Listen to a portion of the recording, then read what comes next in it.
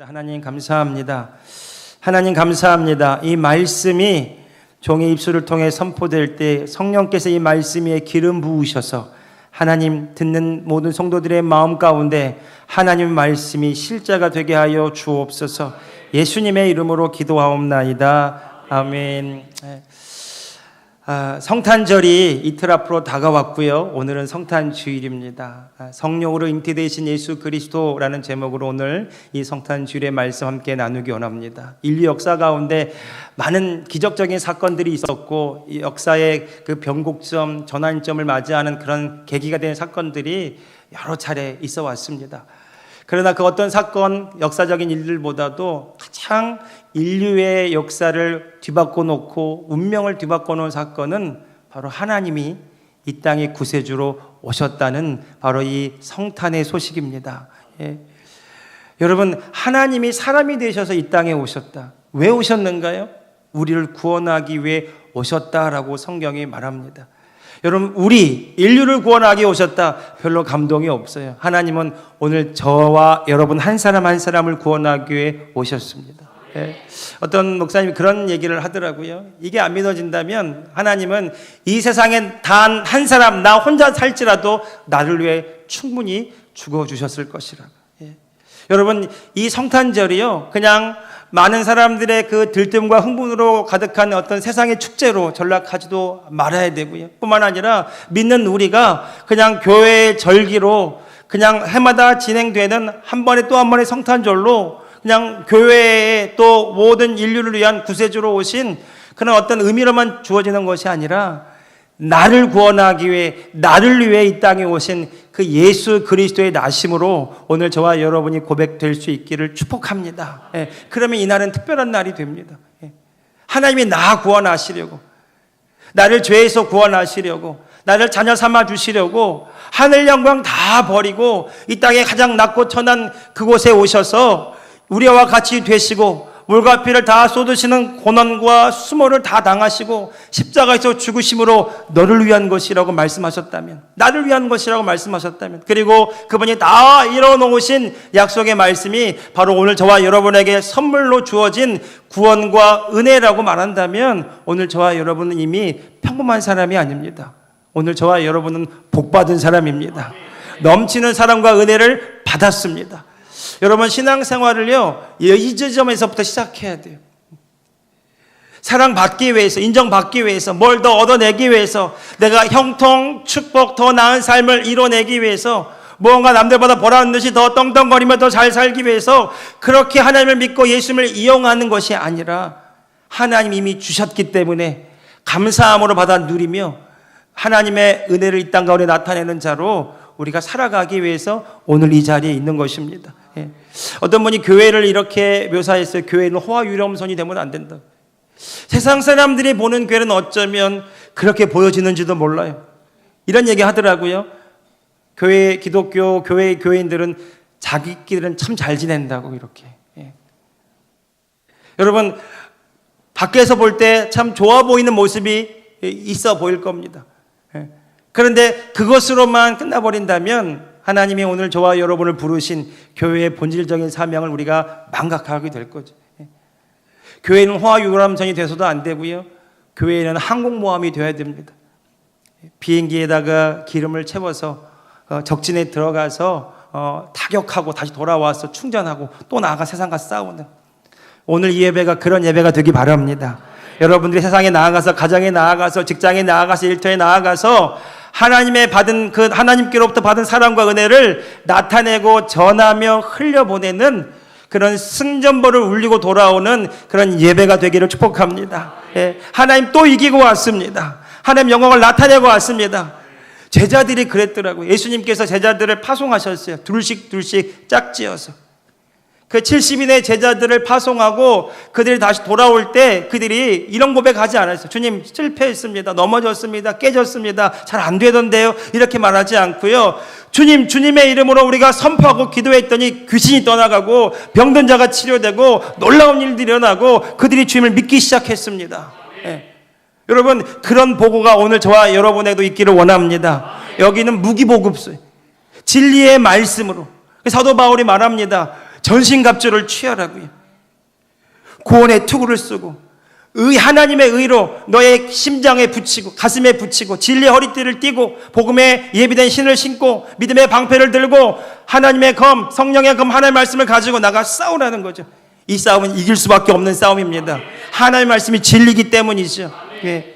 그 진리이신 예수 그리스도가 나를 구원하게 오셨다. 예. 그날이 성탄절이고 그 오심이 그냥 축하하고 끝나는 날이 아니라 그분이 왜 오셨는가?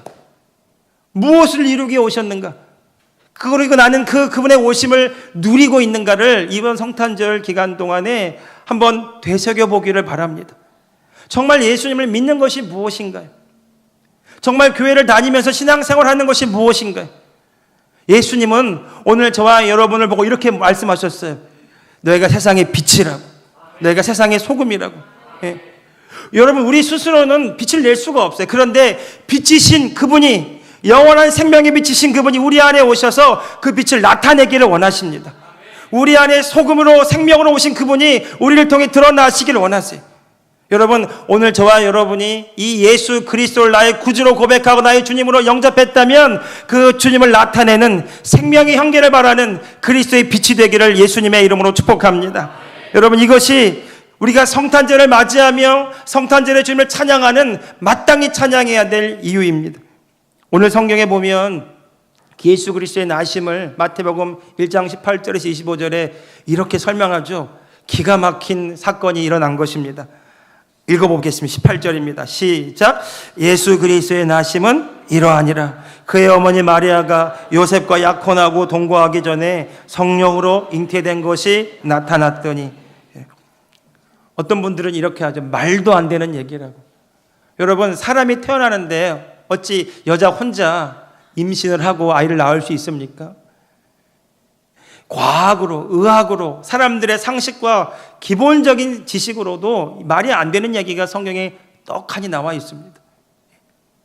그분이 이 땅에 사람의 몸을 입고 오신, 하나님이 인간이 되어 오신 이 사건이 그냥 어떤 우연히 일어난 사건이 아니라 하나님의 구원의 계획 가운데 일어난 사건인데, 그런데 어떻게 이 일이 이루어졌냐면 그분이 성령으로 한 여자의 몸에 임하셔서, 그리고 그 몸에 하나님의 아들이 태어나게 하셨다. 이렇게 성경이 말하고 있습니다. 말이 안 되는 이야기, 엄청난 기적의 사건이 사실은 마태복음 1장 18절부터 25절에 나와 있습니다. 이것은 여러분, 역사적으로 볼 때 많은 사람들이 부인하고 의심하고 또 불신했던 이야기이기도 합니다. 믿어지지 않기 때문이죠. 이해할 수 없기 때문이죠. 그런데 여러분, 이 성경 자체가 기적 덩어리입니다. 창세기 1장으로 가보시겠습니까? 창세기 1장에 보면 태초에 하나님이 계시니라. 하나님이 이 천지 모든 만물을 말씀으로 창조하셨다고 성경이 이야기하고 있습니다. 우연히 어쩌다 보니 시간의 흐름에 따라서 자연스럽게 진화된 것이 아니라 하나님이 창조의 계획과 목적을 가지고 이 지구, 이 땅을 향하여 빛이 있으라 말씀하실 때 흑암이 가득했던, 이 어둠이 가득했던 이 땅에 빛이 임함으로 이 세상이 시작되었다라고 성경이 이야기하고 있습니다.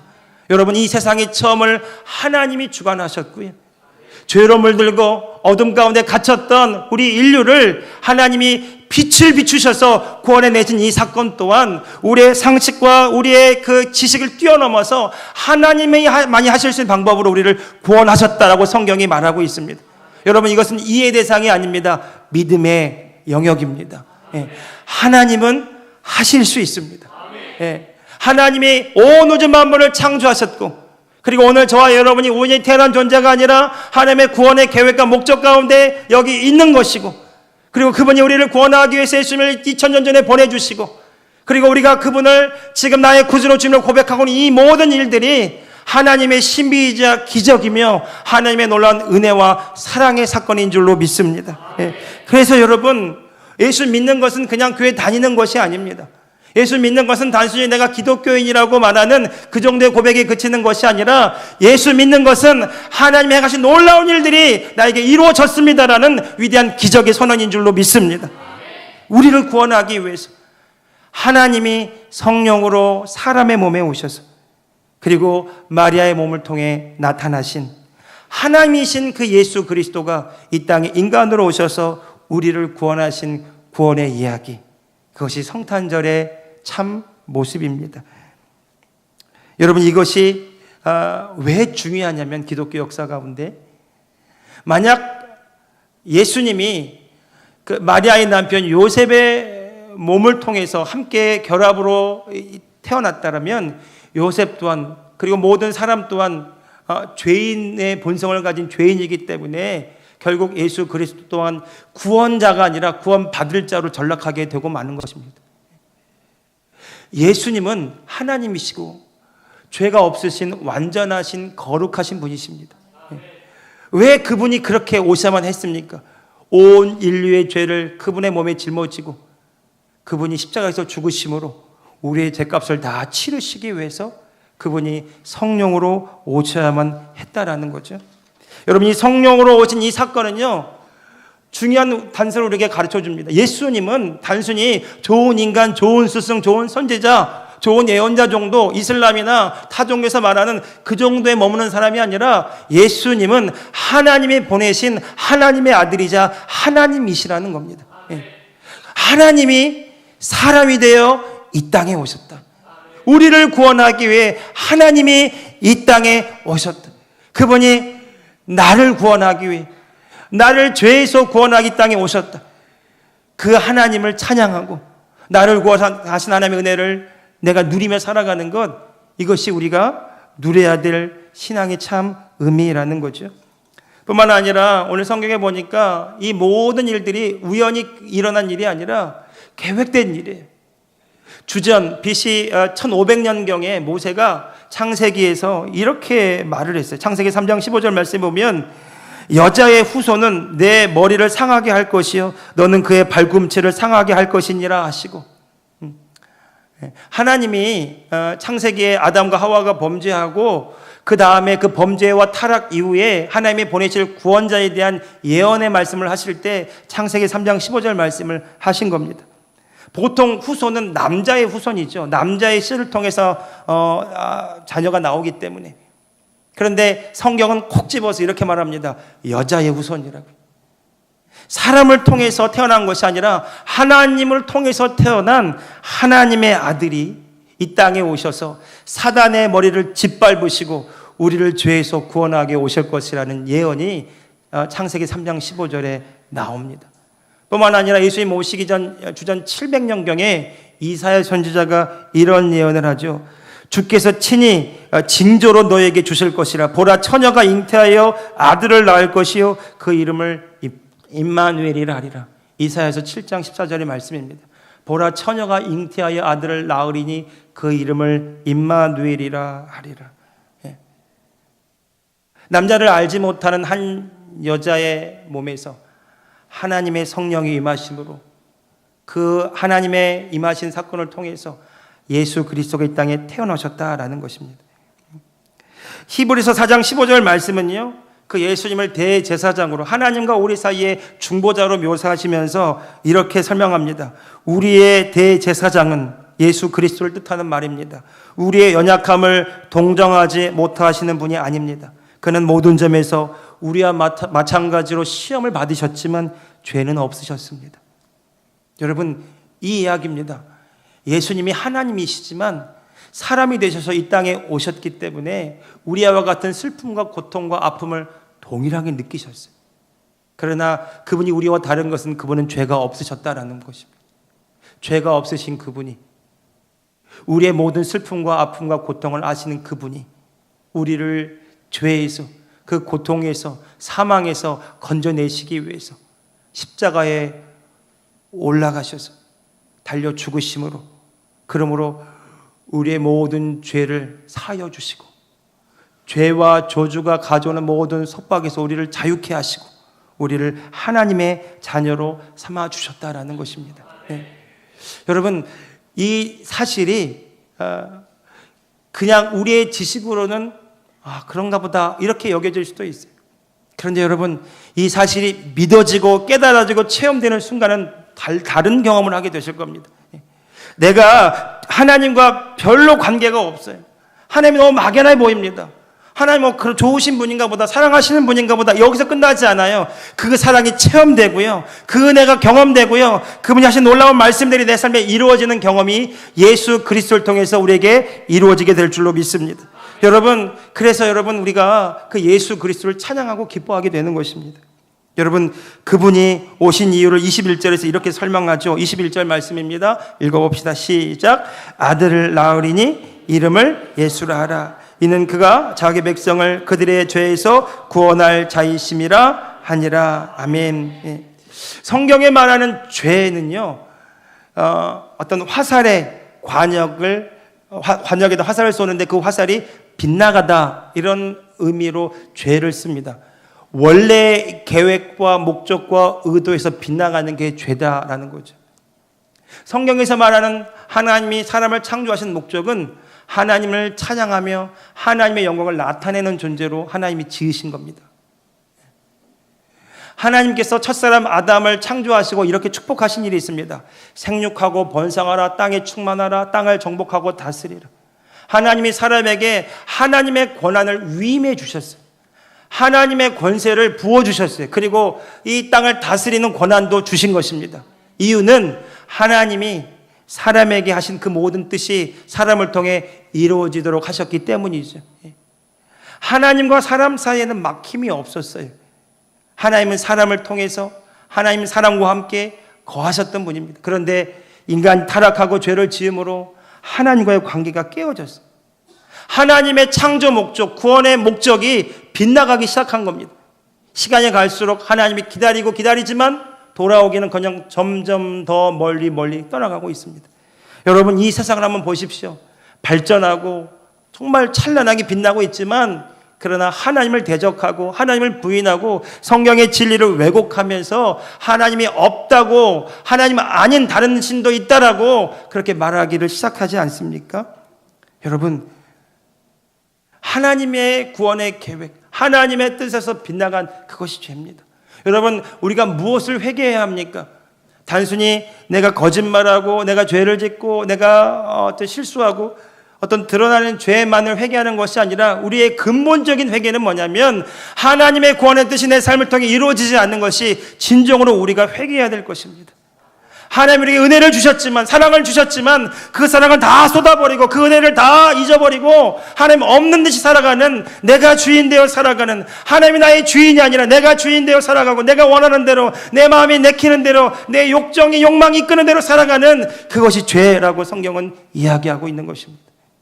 여러분, 이 세상의 메시지를 들어보십시오. 여러분, 자기가 원하는 것이 정답입니다. 네가 원하는 대로 해, 네가 살고 싶은 대로 살아. 정답은 없어. 진리는 하나로 존재하지 않아. 모든 것이 정답이 될 수 있고 네가 걷는 그것이 다 답이 될 수 있다고 성경이 이 세상에 말하지 않습니까? 여러분, 이 세상의 문화, 이 세상의 가치관과 사고가 성경을 정면적으로 도전하고 있는 겁니다. 그래서 이 세상이 계속 기독교를 공격하고 성경의 진리를 왜곡하고 성경을 미신인 것처럼 그렇게 호도하는 것이죠. 여러분, 이것이 바로 하나님의 구원의 계획에서 벗어난 죄의 실상인 것입니다. 여러분, 그런데 예수님이 이 땅에 오셔서 우리를 죄에서 구원하기 위해 오셨다라는 거죠. 그것이 예수님이 오신 목적이라는 겁니다. 여러분, 단순히 죄사함이 아닙니다. 여러분, 죄사함뿐만 아니라 죄에서 우리를 구원하시는 것은 우리를 죄에서 죄사함을 시키셔서 우리의 죄를 사하셔서 우리를 하나님의 자녀 삼아주셔서 잃어버리고 놓쳐버렸던 하나님의 구원의 계획과 창조의 뜻이 오늘 저와 여러분의 삶을 통해 이루어지게 하는 것이 예수 그리스도의 오신 목적인 줄로 믿습니다. 여러분, 그 예수 그리스도가 우리에게 무슨 일을 행하셨습니까? 고아처럼 버려진 우리를 하나님의 자녀라 부름받게 하였습니다. 죄인이라 죄책감과 정죄감과 죄의식에 사로잡힌 우리를 하나님의 은혜와 의의 선물을 넘치게 부어주셔서 하나님의 의를 나타내는 자로, 이 땅의 주의 권을 이루는 자로 오늘 저와 여러분을 삼아주신 줄로 믿습니다. 여러분, 이 믿음 안에서, 이 분명한 진리 위에서 저와 여러분이 행할 때마다 하나님의 빛이 우리 삶을 통해 드러나게 될 줄로 믿습니다. 여러분, 신앙생활하면서 때론 우리는 많은 순간 우리의 연약함과 부족함과 우리의 없음을 고백할 때가 있습니다. 한탄하고 때론 내 기도 들어주지 않은 하나님 원망하기도 하고 멀리만 계시는 것 같은 하나님에게 실망을 느낄 때도 있습니다. 그런데 여러분, 이 마음을 가지십시오. 하나님은 더 부어주기를 원하시고 더 우리를 축복하기를 원하시고 그 사랑을 우리 가운데 보여주기를 원하십니다. 그런데 우리가 하나님의 그 계획과 다른 길을 가고자 한다면, 하나님의 뜻을 알지 못하고 하나님이 누군지도 모르고 내가 누구인지도 알지 못한 채 그저 내가 원하는 것에만 하나님이 이루어지길 바란다면 하나님이 일하실 수 있는 문을 내가 스스로 닫아버리는 것과 같습니다. 여러분, 하나님의 사랑을 느끼고 싶다면 예수 그리스도가 하신 그 일들을 기억하십시오. 그분은 하나님과 우리 사이에 막힌 담을 허무시고 하나님을 아바 아버지라고 부르게 하셨습니다. 하나님 우리를 자녀 삼아 주셨습니다. 여러분, 우리는 하나님 아버지를 내가 아빠라고 부르면서 나는 하나님의 아들입니다, 나는 하나님의 딸입니다, 그렇게 만나는 것이 진짜 신앙생활입니다. 기도요, 여러분, 자녀가 아버지에게 하는 게 기도입니다. 그래서 예수님이 기도를 가르쳐 주십니다. 구하라 주실 것이요, 찾으라 찾을 것이요, 두드리라 열릴 것이니라. 이것이 어떻게 가능합니까? 믿기어지지 않은 사람들에게 예수님이 한 말씀 더 하셨어요. 자식이 떡을 달라 하는데 돌을 줄 아버지가 세상에 어디 있느냐? 자식이 생선을 달라고 말하는데 뱀을 던져줄 아버지가 도대체 어디 있느냐? 하물며 하늘에 계신 너희 아버지 천부께서 구하는 너희에게 좋은 것 주시지 않겠느냐? 여러분, 하나님과 이 바른 관계가 회복되기를 축복합니다. 한번 따라해 봅시다. 나는 하나님의 자녀입니다. 한 번 더, 나는 하나님이 사랑하시는, 하나님이 기뻐하시는 하나님의 자녀입니다. 여러분이 이거 할 때 제자반 함께 나눴거든요. 그랬는데 제가 일러야지, 우리 남자 제자반 하는데 말씀은 다 알아듣겠는데 나갔더니 잘 안 되던데요 그러더라고요. 사실이죠. 그런데 여러분, 내가 하나님의 자녀인 것과 하나님 내 아버지이신 것은 진리입니다. 내가 하나님의 자녀야. 저도 한번 저도 계속 훈련하고 있습니다. 목회하면서 뜻대로 안 되고 계획대로 안 되고 제 마음이 복잡하고 힘들어질 때마다 하나님 좀 도와주세요. 예전엔 이렇게 기도했어요. 지금 이렇게 기도하지 않습니다. 이렇게 기도합니다. 하나님 아버지, 저는 하나님의 자녀입니다. 나에게는 하나님이 주신 권세가 있습니다. 그 능력이 있습니다. 하나님의 사랑이 넘치도록 부어졌습니다. 내가 믿음으로 기도하고 믿음으로 행하면 아버지가 일하실 걸 압니다. 감사합니다, 주님. 할렐루야. 여러분, 우리의 상황을 바꾸기 원하신다면 여러분, 오늘 저와 여러분의 마음을 말씀으로 진리로 새롭게 하는 결단이 있기를 축복합니다. 여러분, 하나님은 예수 그리스도를 보내셔서 오늘 우리를 죄에서 구원하셔서 자녀 삼아 주시고 우리를 향한 구원의 계획이 이루어지도록 하기를 원하셨습니다. 하나님이 세상을 변화시키기 원하세요. 누구를 통해서요? 저와 여러분을 통해서. 하나님이 교회를 세우시면서 이 교회를 통해서 세상을 변화시키기를 원하십니다. 교회 안에 교회로만 존재하는 것이 아니라 세상 속의 교회로, 세상을 위한 교회로, 세상을 구원하는 교회로, 전투 항공모함으로 이 교회를 만드시고 오늘 저와 여러분을 부르시고 진리로 채우시고 이 진리로 상황과 환경을 바꾸는 믿음의 종들이 되기를 원하십니다. 그래서 사도 바울이 말합니다. 그리스도의 좋은 군사로 훈련받으라는 거죠. 여러분, 이제 이 주일 예배가 끝나면 다시 세상으로 일터로 돌아갑니다. 그때 기억하십시오. 우리를 죄에서 구원하셔서 자녀 삼아주신 하나님 아버지가 나와 지금 함께 하신다고. 여러분, 그 사실을 23절이 이렇게 이야기하고 있습니다. 22절 23절 읽어볼까요? 시작. 이 모든 일이 된 것은 주께서 선지자로 하신 말씀을 이루려 하심이니 이르시되 보라, 처녀가 잉태하여 아들을 낳을 것이요 그의 이름은 임마누엘이라 하리라 하셨으니 이를 번역한즉 하나님이 우리와 함께 계시다 함이라. 할렐루야. 아멘. 그분은 지금 무엇하고 계시나요? 내가 지금 너와 함께하고 있다. 주님 어디 계십니까? 내가 너와 함께하고 있다. 주님 보이지 않습니다. 내가 너의 가운데 있다고. 여러분, 은혜가 무엇인 줄 아십니까? 나와 함께 하신 주님이 발견될 때입니다. 아, 여기 계시는군요. 나와 함께 하셨군요. 나를 떠나지 않으셨군요. 여전히 변함없이 나와 함께 계셨군요. 그 눈이 열어지는 순간 세상이 달라 보이게 될 겁니다. 왜냐하면 내가 만나는 문제는 내가 만나는 문제가 아니라 주님과 함께 만나는 문제이기 때문이죠. 여러분, 우리는 우리의 삶을 돌아볼 때 너무 힘들고 지칠 때가 있습니다. 깨어지고 무너지고 실패하고 허물어진 내 삶을 내가 돌아보기가 너무 어렵습니다. 그것 때문에, 그 상황 때문에 또 내 마음이 무너지고 힘겨워지고 실망하게 되고 믿음을 갖기보다는 하나님을 의심하게 되기까지도 합니다. 여러분, 하나님은 오늘 저와 여러분을 아들과 딸로 삼아주시고 멀리 지켜보시면서 또 잘하고 있니? 이렇게 말하시는 분이 아니고요. 아들아, 딸아, 힘드냐? 어렵니? 두려워하지 마라. 놀라지 마라. 내가 너와 함께한다. 내가 너의 하나님이야. 내가 네 아빠야. 여러분, 그 하나님이 나와 함께 하시는 것이 응답입니다. 주님, 이 상황이요, 환경이요, 아무리 기도해도 바뀌지 않고 언제까지입니까? 우리 그렇게 말할 수 있을지 몰라요. 지금 너무 힘들고 지칩니다. 내일이 두렵기만 하고 염려스럽기만 합니다. 근데 주님이 말씀하실 거예요. 내가 너와 함께한다. 내가 너와 함께할 것이다. 가라. 내가 너와 함께할 것이다. 여러분, 그게 응답입니다.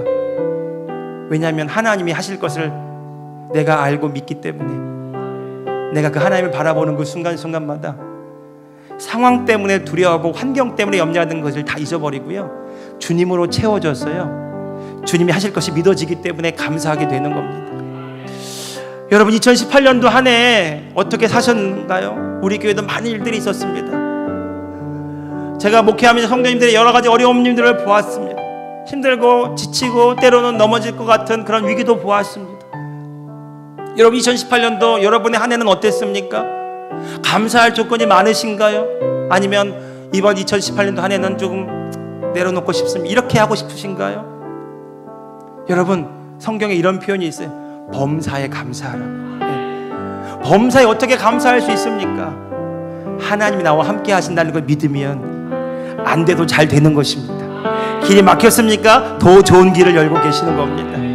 여러분, 지나놓고 보면 힘들고 어려웠던 많은 순간들이 있었지만 하나님이 그때마다 길을 여시고 새로운 문을 여시고 우리를 나아가게 하셨습니다. 그것이 오늘 저와 여러분 이 자리에 있는 이유입니다. 하나님, 우리의 머리카락 하나까지 세심화 되십니다. 임마누엘, 내가 너와 영원히 함께하리라고요. 여러분, 예수님은 성령으로 사람의 몸에 오셔서 이 땅에 우리를 구원하게 오신 우리의 구원자가 되셨습니다.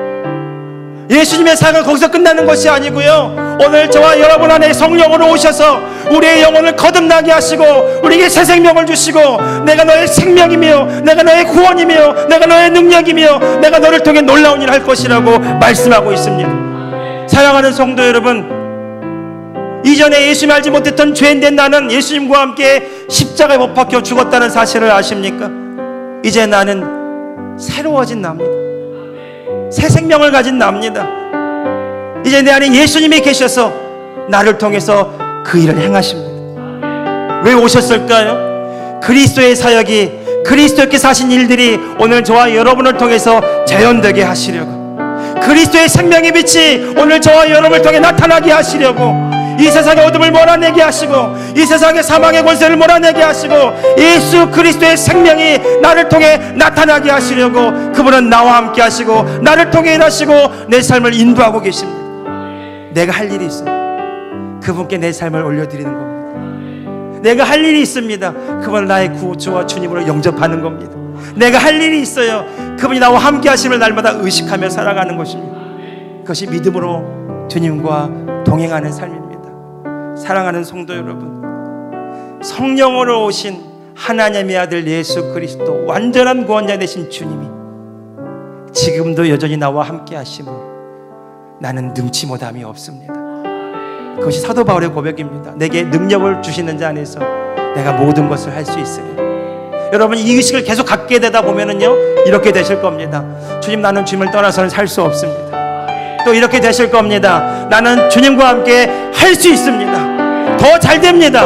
잘 될 수밖에 없습니다. 내 생명이 나의 주님 대신 예수 그리스도 안에 있기 때문이죠. 사랑하는 성도 여러분, 2000년 전에 오신 베들레헴 마구간에 태어나신 하나님의 아들 예수 그리스도의 나심만을 기억하는 과거에 머물러 있는 성탄절이 아니라 오늘 성령으로 내 안에 오셔서 나를 거듭나게 하시고 내 안에 사셔서 나와 함께 하시는 살아계신 예수 그리스도를 만나는 생명력이 넘치는 성탄절이 되시기를 예수님의 이름으로 축복합니다. 내 눈 주의 이 영광을 보내 우리 가운데 계신 주님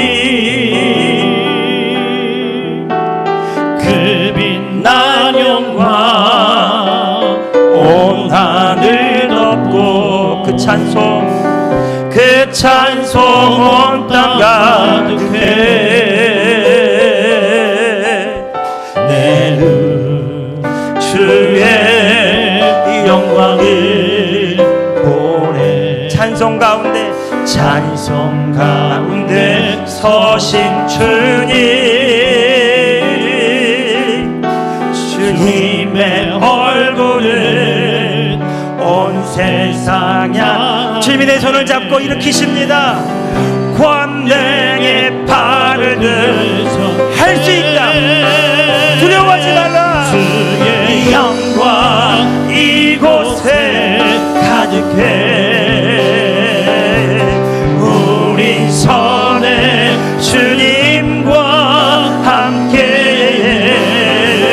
찬양하며 우리는 전진하리 모든 열방 주 볼 때까지 내 눈 주님의 주의 이 영광을 보내 우리 가운데 계신 주님